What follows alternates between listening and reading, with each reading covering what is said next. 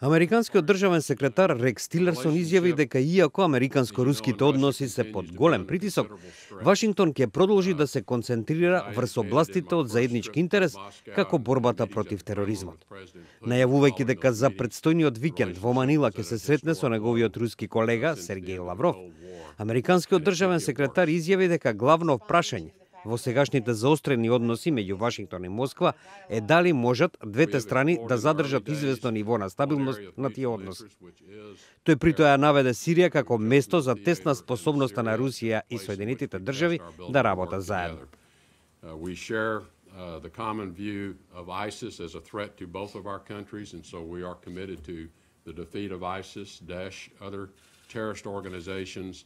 Средбата на Тилерсон со Лавров ќе биде прва откако Москва му нареди на Вашингтон да го намали американскиот дипломатски персонал во Русија.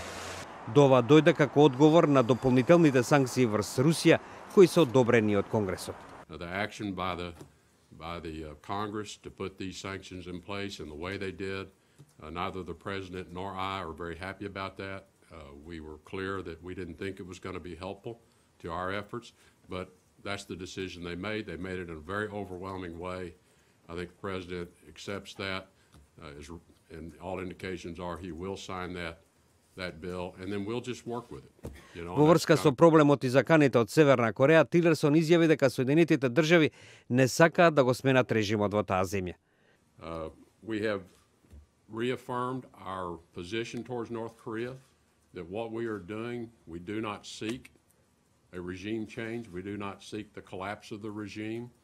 We do not seek an accelerated reunification of the peninsula. We do not seek an excuse to send our military north of the 38th parallel.